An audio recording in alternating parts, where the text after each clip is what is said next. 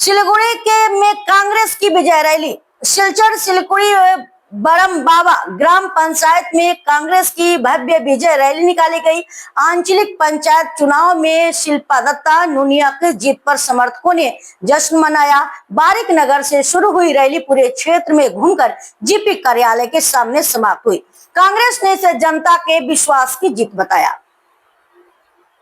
গ্রহণ সভা ছিল যেখানে আজকে আমি শপথ নিয়ে এসেছি এবং আমার যে পার্টির কার্যকর্তারা বা আমরা নিজেরা মিলে আজকে একটি আমার র্যালি বের করেছি।